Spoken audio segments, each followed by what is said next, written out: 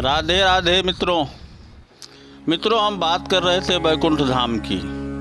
तीसरा बैकुंठ धाम। भगवान श्री कृष्ण ने द्वारिका के बाद एक और नगर बसाया था जिसे बैकुंठ कहा जाता था। कुछ इतिहासकारों के मुताबिक अरावली की पहाड़ी श्रृंखला पर कहीं बैकुंठ धाम बसाया गया था, जहां इंसान नहीं सिर्फ साधक ही रहते थे। भारत की भौगोलिक संरचना में अरावली प्राचीनतम पर्वत है।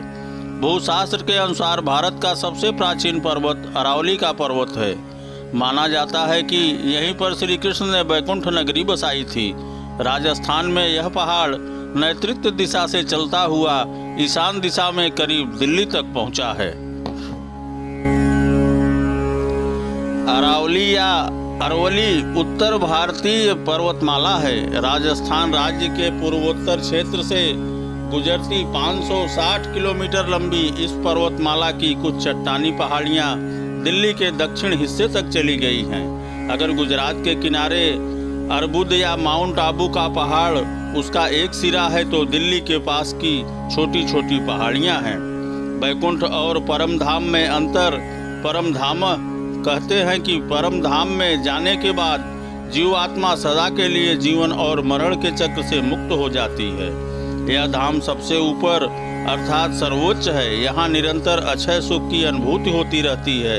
यह धाम स्वयं प्रकाशित है। यहाँ न सुख है और न दुख, यहाँ बस परम आनंद ही है। बैकुंठ धाम। मान्यता है कि इस धाम में जीवात्मा कुछ काल के लिए आनंद और सुख को प्राप्त करती है, लेकिन सुख भोगने के बाद उसे पुनः मृत्युलोक में आना होता है। इस स्थान को स्वर्ग से ऊपर बताया गया है। बैकुंठ के ऊपर कैलाश पर्वत है।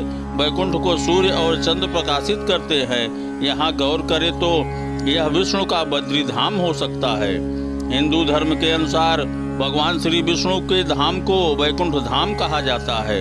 अपने 4 धामों के नाम तो सुने ही होंगे: बद्रीनाथ, द्वारिका, जगन्नाथ और रामेश्वरम। इसमें से बद्रीनाथ धाम भगवान विष्णु का धाम है। मान्यता है के अनुसार इसे भी बैकुंठ कहा जाता है। यह जगत पालक भगवान विष्णु का वास होकर पूर्ण सुख और शांति का लोक है। हे अर्जुन, जिस परम पद को प्राप्त होकर मनुष्य लौटकर संसार में नहीं आते, उस स्वयं प्रकाश परम पद को न सूर्य प्रकाशित कर सकता है, न चंद्रमा और न ही अग्नि। वही मेरा परम धाम है। गीता अध्याय 15 श्लोक नंबर 6। ओम नमः शिवाय।